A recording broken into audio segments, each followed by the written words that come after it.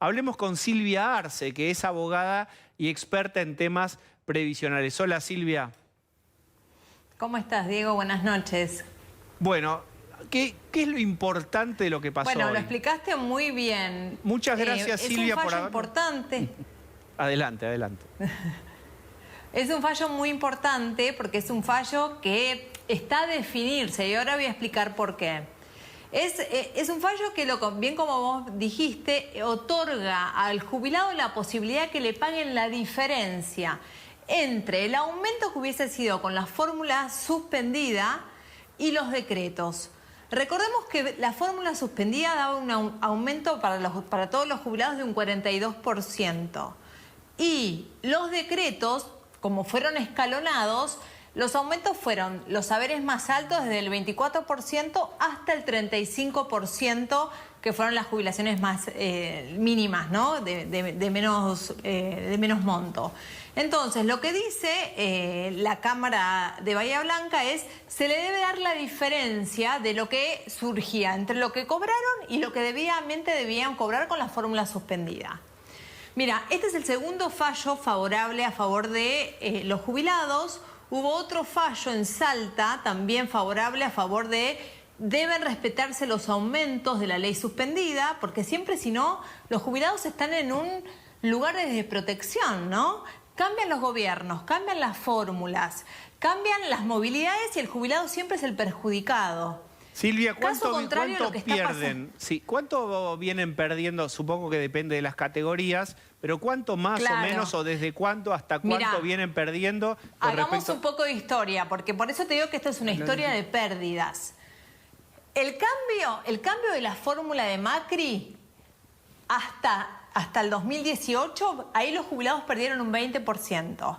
Luego vino la suspensión de fórmula y cambio de fórmula de vuelta ahora, con los decretos. Ahí el jubilado, según la categoría, tenés entre un 10, un 12% y después va bajando según, digamos, cuanto menos cobren, fue un poco más acertado, digamos, el aumento. Con lo cual es una historia de pérdidas. ¿Y qué pasa con todo esto que estamos charlando? Está todo pendiente de la Corte Suprema. No hay nada definitivo. Es un antecedente muy importante que va generando movimientos al respecto, pero es un antecedente más que tiene que ser resuelto por la Corte Suprema.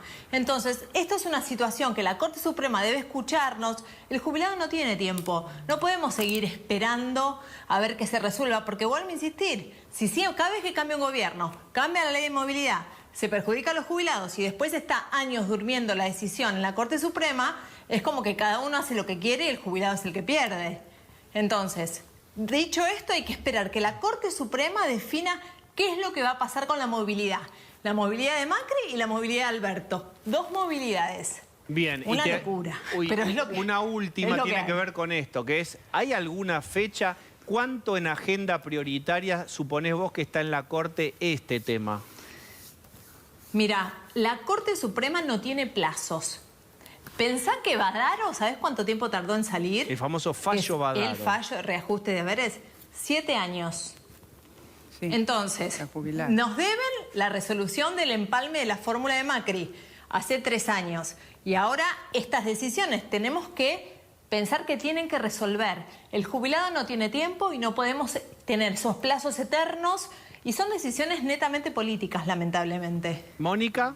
No, la pregunta que me parece que lo que habría que aclarar para que el jubilado entienda es que la nueva fórmula desvinculó de la inflación el incremento. Eso también fue todo un tema. Además de que al comienzo se separaron las categorías y se aumentó menos a los que más ganaban, con lo cual se produjo un achatamiento muy fuerte. En marzo el aumento fue escalonado. Los que menos cobraban son los que más aumentaron, en cambio los de la escala más alta fueron bajando. ¿Qué ocurre? Después fueron, como se dieron cuenta que era totalmente un disparate que esto ocurra, porque aparte es totalmente inconstitucional esa norma, esa normativa, fueron, digamos, pagando en forma normal los aumentos que siguieron, digamos, todos para todos iguales. Pero el desfasaje se mantuvo, ese desfasaje se mantuvo. Claro, bueno, pero es que siempre hay un desfase, es lo que estamos diciendo. siempre va a haber un desfasaje. El desfasaje sea, una vez que ya aumenta en raro, ya el impacto sobre tu jubilación futura. Entonces, una vez que ya te aumentaron menos de lo que te corresponde, ya tu jubilación está por debajo. Y todos los aumentos posteriores van a devengar montos mucho inferiores a lo que realmente te corresponde.